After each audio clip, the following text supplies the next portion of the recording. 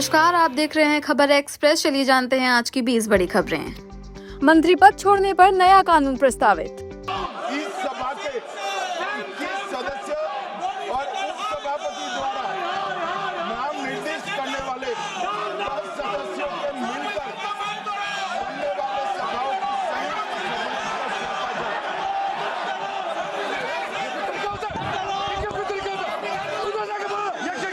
लोकसभा में गृह मंत्री अमित शाह ने 3 अहम बिल पेश किए, जिनके तहत अगर प्रधानमंत्री, मुख्यमंत्री या कोई भी मंत्री ऐसे अपराध में गिरफ्तार या 30 दिन तक हिरासत में रहता है जिसमें 5 साल या उससे ज्यादा की सजा का प्रावधान है, तो उसे पद छोड़ना होगा। इस दौरान लोकसभा में जोरदार हंगामा हुआ और विपक्ष ने इसे संविधान विरोधी बताकर बिल वापस लेने की मांग की। कांग्रेस, ओवैसी और सपा के विरोध के बीच शाह ने कहा कि बिलों को संयुक्त संसदीय समिति (जेपीसी) को भेजा जाएगा। ये तीनों बिल क्रमशः केंद्र और राज्य सरकारों, केंद्र शासित प्रदेशों और जम्मू कश्मीर पर लागू होंगे।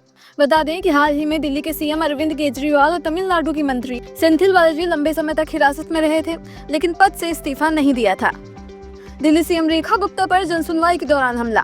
दिल्ली की मुख्यमंत्री रेखा गुप्ता पर बुधवार सुबह सीएम आवास में जनसुनवाई के दौरान हमला हुआ। हमले के बाद उन्होंने शाम को एक्स पर लिखा कि ये उनकी सेवा और जनता की भलाई के संकल्प पर कायराना वार है। फिलहाल वो बेहतर महसूस कर रही हैं। वहीं भाजपा विधायक हरीश खुराना ने इस हमले का कनेक्शन आप से जोड़ा है और आरोपी की फोटो गुजरात के आप विधायक गोपाल इटालिया के साथ शेयर करते हुए कहा कि ये बहुत कुछ बयान कर रही है। उन्होंने केजरीवाल से सवाल किया कि आखिर ये रिश्ता क्या कहलाता है। छिंदवाड़ा में कांग्रेस का प्रदर्शन, कलेक्टर न मिलने पर कुत्ते को सौंपा ज्ञापन। छिंदवाड़ा में खाद की कमी और किसानों की समस्याओं को लेकर कांग्रेस ने कलेक्ट्रेट के बाहर बड़ा प्रदर्शन किया। इस दौरान पुलिस और प्रदर्शनकारियों के बीच हल्की झड़प और धक्का मुक्की भी हुई। कांग्रेस नेता कलेक्टर को ज्ञापन देना चाहते थे, लेकिन कलेक्टर न मिलने पर नेताओं ने कुत्ते के गले पे ज्ञापन बांधकर उसे ऊपर उठाया। इस अनोखे विरोध में नेता प्रतिपक्ष, पूर्व सांसद नकुल नाथ और प्रदेश कांग्रेस अध्यक्ष जीतू पटवारी समेत कई बड़े नेता मौजूद रहे। भारत ने अग्नि 5 मिसाइल का किया सफल परीक्षण। भारत ने अपनी पहली इंटरकॉन्टिनेंटल बैलिस्टिक मिसाइल अग्नि 5 का उड़ीसा के चांदीपुर में सफल परीक्षण किया। ये मिसाइल MIRV तकनीक से लैस है, जिससे ये एक साथ कई टारगेट्स पर हमला कर सकता है। अग्नि 5 की रेंज 5000 किलोमीटर तक है और ये पाकिस्तान, चीन, तुर्की जैसे देशों तक मार करने की क्षमता रखती है। ये 75 किलो तक का बंकर बस्टर वॉरहेड ले जाकर दुश्मन के nuclear system, radar, control centre और हथियार स्टोरेज को 100 मीटर जमीन के अंदर तक तबाह कर सकती है। हिट गाने बावला को लेकर बादशाह पर 2.88 करोड़ का बकाया विवाद। मशहूर सिंगर रैपर बादशाह अपने हिट गाने बावला को लेकर कानूनी मुश्किलों में फंस गए हैं। करनाल की यूनिसिस इंफो सॉल्यूशन कंपनी ने उन पर आरोप लगाया है कि गाना रिलीज होने के बाद भी उन्हें पूरा भुगतान नहीं मिला और 2.88 करोड़ रुपए की देनदारी बाकी है। करनाल की कॉमर्शियल कोर्ट ने पहले से जमा 1.70 करोड़ की FDR को सुरक्षित किया है और ताज़ा आदेश में बादशाह को 50 लाख रुपए की अतिरिक्त FDR कोर्ट में जमा करने को कहा है, ताकि कंपनी का बकाया सुरक्षित रहे।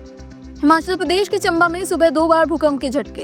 हिमाचल प्रदेश के चंबा में कल सुबह लोगों ने 2 बार भूकंप के झटके महसूस किए। पहली बार सुबह 3:27 पर 3.3 तीव्रता का भूकंप आया, जबकि दूसरी बार सुबह 4:39 पर 4 तीव्रता के झटके दर्ज किए गए।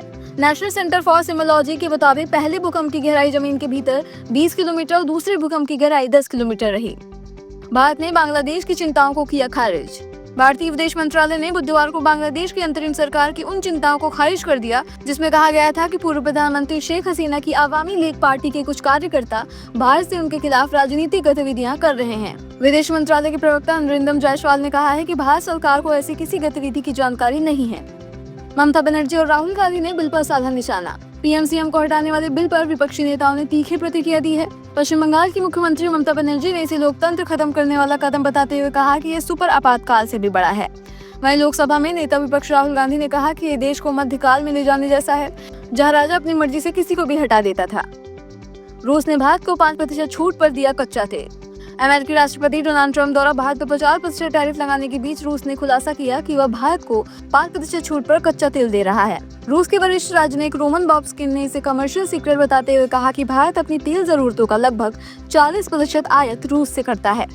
पाकिस्तान और अमेरिका के बीच बढ़ते संबंधों पर चीन ने जारी किया बयान। चीन ने पाकिस्तान और अमेरिका के बीच बढ़ते संबंधों पर बयान जारी किया है। चीनी विदेश मंत्रालय ने कहा कि पाकिस्तान अमेरिका संबंध दोनों देशों के बीच का मामला है। चीन और पाकिस्तान अटूट मित्र और हर परिस्थिति में रणनीतिक साझेदार हैं। हमारे द्विपक्षीय संबंध किसी तीसरे पक्ष से प्रभावित नहीं है और न ही किसी तीसरे पक्ष को निशाना बनाते हैं। भारत और चीन के बीच सीमा व्यापार बहाल करने समेत कई मुद्दों पर बनी सहमति। चीनी विदेश मंत्री वांग यी के भारत दौरे पर विदेश मंत्रालय ने कहा कि दोनों देशों में लिपुलेख, सिपकाला और नाथुला पास के जरिए सीमा व्यापार बहाल करने समेत कई मुद्दों पर सहमति बनी है। वकाल मंत्रालय दोनों देशों में जल्द से जल्द सीधी उड़ान कनेक्टिविटी बहाल करने और updated air services agreement final करने पर सहमति बनी है। भारत पर अमेरिका के 50% टैरिफ मामले में रूस ने दी प्रतिक्रिया। भारत पर अमेरिका के 50% टैरिफ वाले मामले में भारत स्थित रूसी दूतावास में मिनिस्टर काउंसलर DCM रोमन बॉब्स्किन ने कहा, अगर भारतीय सामानों को अमेरिकी बाजार में जाने में मुश्किलें आ रही हैं तो रूस भारतीय सामानों का स्वागत करेगा। उन्होंने कहा कि भारत पर अनुचित दबाव बनाकर अमेरिका एक नव औपनिवेशिक ताकत की तरह व्यवहार कर रहा है। यूपी में AI से योजनाओं की निगरानी। योगी सरकार ने समाज कल्याण योजनाओं में पारदर्शिता लाने के लिए आर्टिफिशियल इंटेलिजेंस का सहारा लेने का फैसला लिया है। अब छात्रवृत्ति, पेंशन जैसी योजनाओं की निगरानी तकनीक से होगी, जिससे फर्जी आवेदनों पर रोक लगेगी। प्रक्रिया पेपरलेस होगी, सभी लाभार्थियों तक समय पर फायदा पहुंचेगा। इससे जनता का भरोसा बढ़ेगा और शासन की कार्यक्षमता भी मजबूत होगी। EPFO ने कर्मचारियों की दी बड़ी राहत। EPFO ने अपने सेंट्रल बोर्ड कर्मचारियों के लिए बड़ी राहत का ऐलान किया है। अब डेथ रिलीफ फंड के तहत परिजनों को मिलने वाली अनुग्रह राशि 8.8 लाख से बढ़कर 15 लाख कर दी गई है, जो 1 अप्रैल 2026 से लागू होगी। इसके साथ ही 1 अप्रैल 2026 से इस रकम में हर साल 5% की बढ़ोतरी भी की जाएगी। यूपी में रेबीज से मासूम की मौत। उत्तर प्रदेश के बदायूं में दिल दहला देने वाली घटना सामने आई है, जहां 2 साल के बच्चे की रेबीज से तड़प कर मौत हो गई। बच्चे के पिता ने बताया कि खेलते समय उसके पैर में चोट लग गई थी और एक आवारा कुत्ते ने घाव को चाट लिया था। इसके बाद बच्चा पानी से डरने लगा और जीभ बाहर निकाल के हांफने लगा, जिसकी वजह से उसकी जान चली गई। लोकसभा में पारित हुआ ऑनलाइन गेमिंग बिल। लोकसभा ने तूनी मत से ऑनलाइन गेमिंग बिल 2025 को मंजूरी दे दी है। इस बिल के तहत पैसों के असल लेन देन और बेटिंग वाले ऑनलाइन गेम्स पर पूरी तरह बैन लगाया जाएगा। नियम तोड़ने पर 1 करोड़ तक का जुर्माना या 3 साल तक की जेल हो सकती है। इसके साथ ही ऐसे गेम्स का विज्ञापन करने वालों को भी सजा का प्रावधान है। भ्रामक विज्ञापनों पर रैपिडो को जुर्माना। केंद्रीय उपभोक्ता संरक्षण प्राधिकरण CCPA ने बाइक एग्रीगेटर रैपिडो पर भ्रामक विज्ञापन चलाने के लिए 10 लाख का जुर्माना लगाया है। रैपिडो ने 5 मिनट में ऑटो या 50 पाया और गारंटीड ऑटो जैसे ऑफर दिए थे, लेकिन ग्राहकों को बजाज नगर के बाद सिर्फ रैपिडो कॉइन्स मिले, जो 7 दिन तक ही वैध थे और इसका विज्ञापन में जिक्र नहीं था। AI का नया टूल मृत परिजनों से होगी बातचीत। एक चौंकाने वाली रिपोर्ट के मुताबिक क्रीपी AI अब ऐसी सुविधा ला रहा है जिससे लोग अपने मृत परिजनों से बात कर सकेंगे। इस सॉफ्टवेयर को इस तरह बनाया गया है कि ये मृत लोगों की आवाज में बातचीत करेगा। हालांकि एक्सपर्ट का कहना है कि ये तकनीक लोगों को असल जिंदगी से दूर कर काल्पनिक दुनिया में ले जा सकती है, जो मानसिक स्वास्थ्य के लिए खतरनाक साबित हो सकता है। भागलपुर में नाबालिग छात्र ने किया छात्रा पे चाकू से हमला। भागलपुर के लोधीपुर थाना क्षेत्र के माझीपुर में बुधवार को अफेयर के विवाद में 10वीं क्लास की नाबालिग छात्र ने अपनी सहपाठी छात्रा पे चाकू से हमला कर दिया। छात्रा के हाथ और पेट पर गंभीर चोटें आई हैं। बताया जा रहा है कि दोनों एक ही कोचिंग में पढ़ते थे और सुबह बातचीत के दौरान कहासुनी होने पर छात्र ने मुर्गा काटने वाले चाकू निकालकर 3-4 बार हमला कर दिया। घटना के बाद भीड़ ने आरोपी को पकड़कर पीटा और हंगामा भी किया। फिलहाल दोनों की हालत गंभीर बताई जा रही है। आरोपी का कहना है कि 4 साल के अफेयर के बाद छात्रा ने उससे बात करना बंद कर दिया था, इसलिए उसने ये कदम उठाया। झांसी में प्रेमिका की हत्या कर 7 टुकड़े किए पूर्व प्रधान गिरफ्तार। झांसी के महेवा गांव में दिल दहला देने वाली वारदात सामने आई है। पूर्व प्रधान संजय पटेल ने अपनी प्रेमिका रचना यादव की गला घोंटकर हत्या कर दी और लाश को 7 टुकड़ों में काट दिया।